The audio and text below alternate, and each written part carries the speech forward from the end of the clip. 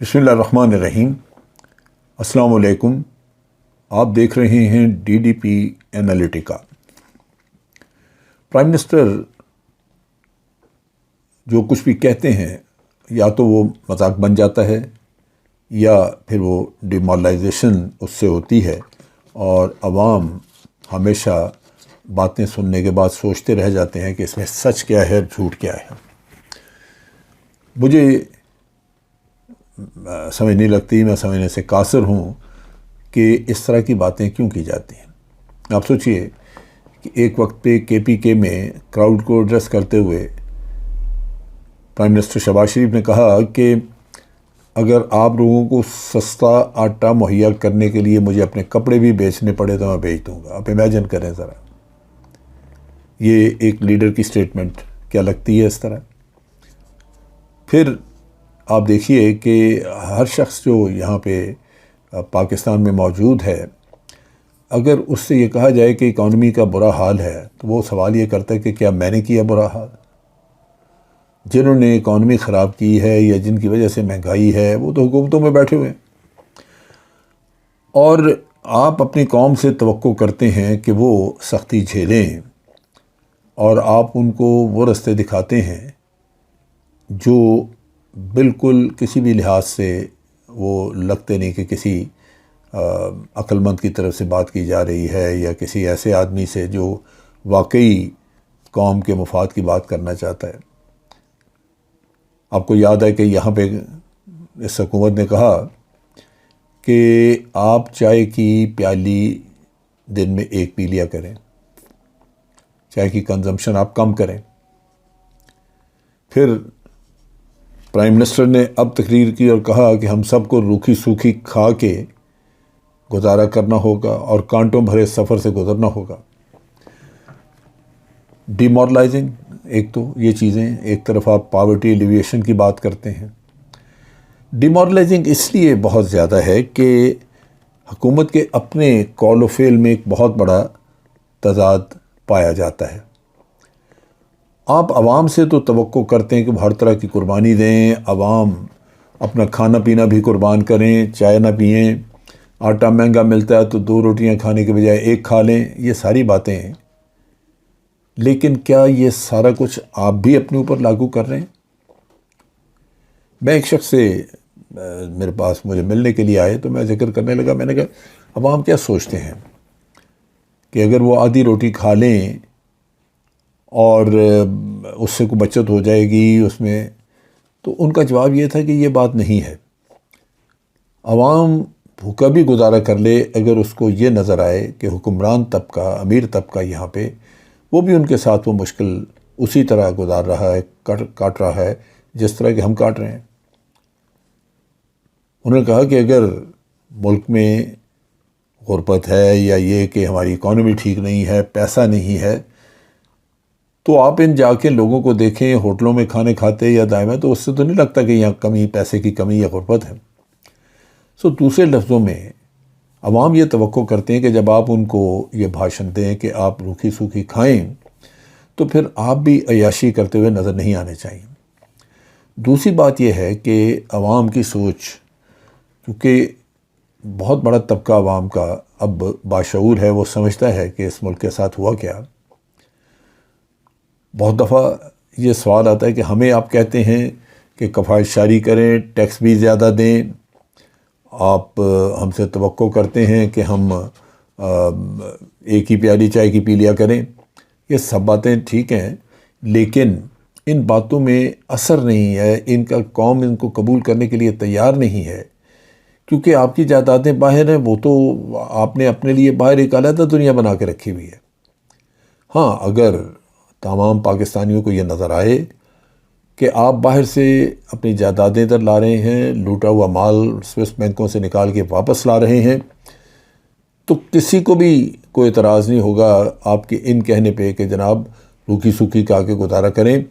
آپ کے کہے بغیر لوگ روکھی سوکھی کھا لیں گے، کیونکہ ان کو نظر آئے گا کہ ہر کوئی وطن کی محبت میں یہ قدم اٹھا رہا ہے۔ وطن کو ضرورت ہے، ہم نے جب بہت اچھا کھایا تب بھی اسی وطن سے کھایا، اور اگر آج مشکل دن ہے تو بالکل اس وطن کے لیے قربانی کریں گے۔ لیکن جو باتیں کہتے ہیں، جو حکمران جو آپ کو یہ ساری باتیں سمجھاتے ہیں، ان کو اگر آپ دیکھیں تو ان کی ذات پہ، اپنے معمولات پہ، اپنی زندگی پہ کچھ اثر نہیں پڑتا۔ مثال کے طور پہ پرائم منسٹر ہاؤس میں جو پارٹیاں دی جاتی ہیں یا کھانا کھلائے جاتے ہیں، آپ ذرا دیکھیں جا کے تو آپ کو اندازہ ہوگا کہ ایک ایک کھانا جس کا بل اتنا موٹا، اتنا بڑا ہے کہ اگر اس کھانے کے بل کی ادائیگی کی بجائے وہ عوام میں تقسیم کیا جائے تو ہو سکتا ہے کہ 1000 کے قریب لوگوں کو دن میں 3 وقت کا کھانا مل سکے۔ پھر آپ کا کانوائے گزرتا ہے، آپ سڑک پہ جا رہے ہیں، پیچھے 50 گاڑیاں جاتی نظر آتی ہیں بڑی رفتار سے، آپ کا پروٹوکول کم نہیں ہوتا، لیکن پروٹوکول کی وجہ سے عوام تکلیف بھی اٹھاتے ہیں، اور دوسری طرف آپ ان کو بچت کا راستہ بتا رہے ہیں۔ وہ اپنا پیٹ کاٹیں اس لیے کہ آپ 50-60 گاڑیوں کا ایک کانوائے لے کے تو اپنا اس طرح کا ایک خرچہ کر بیٹھیں۔ نیچرلی جب اتنے بڑے بڑے آپ کے ساتھ پروٹوکول کے گاڑیاں چلتی ہیں تو ڈیفینیٹلی خرچہ تو بہت ہوتا ہے، خاص طور پہ آج کے زمانے میں، جا کے پیٹرول وغیرہ بہت مہنگا ہے۔ پھر اتنے ہی اسٹاف، اتنے ہی لوگ جو تنخواہیں لے رہے ہیں، اور صرف اس کام کی کہ آپ کے پیچھے بھگاتے ہوئے گاڑیاں لے جاتے ہیں۔ برانڈڈ لباس پہنے ہوئے نظر آتے ہیں پورا خاندان۔ اب صرف ان بعض لوگوں کی جو یہ ہمیں یہ راگ سناتے ہیں، اگر ان کی شینل کی جوتی جو آپ پاؤں میں جوتا پہنا ہوتا ہے وہ دیکھ لیں، وہ ہیل والی وہ چپل یا جو بھی، ان کی قیمتیں سن کے انسان کے ہوش اٹھ جاتے ہیں۔ یوں لگتا ہے کہ اس سے ایک جوتے کو بیچ کے آپ پاکستان کے 500 لوگوں کو جوتا لے کے دے سکتے ہیں۔ یہ آپ کے اپنے کردار، آپ کے قول و فعل کا تضاد ہے، جو آپ دوسروں سے قربانی مانگتے ہیں، اور خود آپ کی زندگی میں اس کی عیاشی یا جس طرح کی آپ شان و شوکت کی زندگی گزاریں، اس میں آپ ذرا بھر بھی نہیں چاہتے کہ کمی آئے۔ آپ دیکھیے کہ سیکیورٹی پرووائڈ آپ کرتے ہیں ان آتھورائز لوگوں کو، کیا ضرورت ہے؟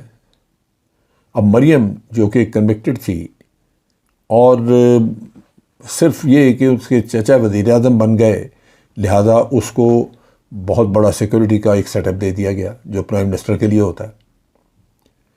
یہ وہ اقربا پروری ہے نا، کہ آپ اپنے گھر میں یہی کرتے ہیں کہ جناب چونکہ سرکاری مال ہے، سرکاری پیسہ ہے، تو سب عیاشی کریں، تبھی تو مرتے جاتے ہیں۔ اقتدار ہاتھ سے نکل جائے تو دکھ تو یہی ان کو ہوتا ہے۔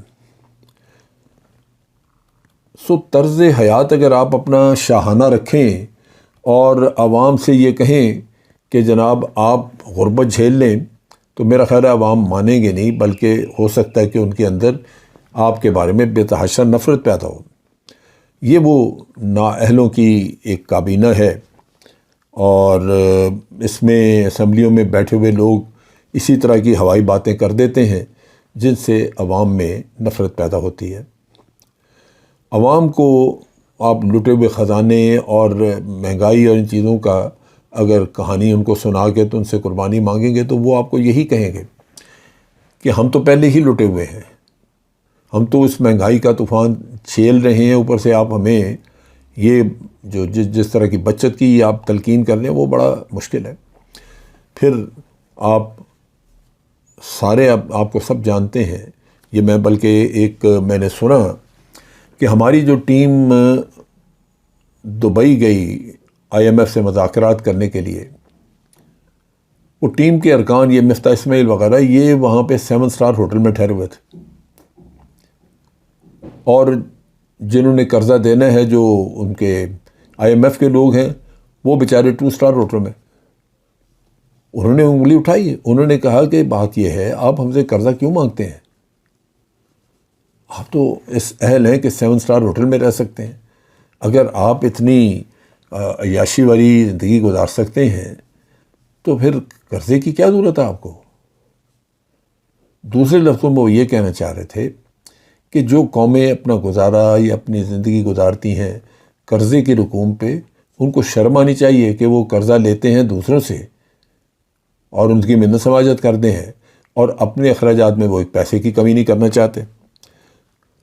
بات یہ ہے کہ وہی چیز آ جاتی ہے کہ ایک طرف IMF دیکھتا ہے کہ آپ بھکاریوں کی طرح گلے میں کشکول ڈالا ہوا اور ملک ملک پھر رہے ہیں لوگوں سے مانگنے کے لیے، اور دوسری طرف آپ خود عیاشی کرتے ہیں، آپ کے خاندان کو پورے کو عیاشی ملتی ہے، اور عوام کو آپ کانٹوں کے سفر کی تلقین کرتے ہیں۔ یہ ہے وہ چیزیں جن کو آپ یوں کر لیجئے کہ جیسے فرانس کے انقلاب کا ہمیشہ مشہور ہے کہ بادشاہ کو جب بتایا گیا کہ عوام کو روٹی نہیں ملتی تو اس نے کہا پھر کیک کھا لیں، کیونکہ بادشاہ تو کیک کھا سکتا تھا۔ وہ چیزیں ہمیں ایک لیسن دیتی ہیں، اس سے ہمیں سبق سیکھنا چاہیے، نہ کہ ہم خود وہ حرکتیں کریں اور کل کو عوام کے ہاتھ ہمارے گروانوں تک ہوں۔ یہ حکمران طبقے کو سوچنا چاہیے، اور لوگوں کو روکھی سوکھی کی تلقین کرنے سے پہلے خود روکھی سوکھی کھانی شروع کریں، بتائیں دنیا کو کہ ہم بھی کفایت شاری کر رہے ہیں ہر چیز میں، ہر محکمے میں، ہر کام میں۔ پھر توقع رکھیں کہ پاکستان کے لوگ بھی اس قربانی کو دینے کے لیے تیار ہوں گے۔ آج کے لیے اتنا ہی۔ افواج پاکستان زندہ باد، پاکستان پائندہ باد۔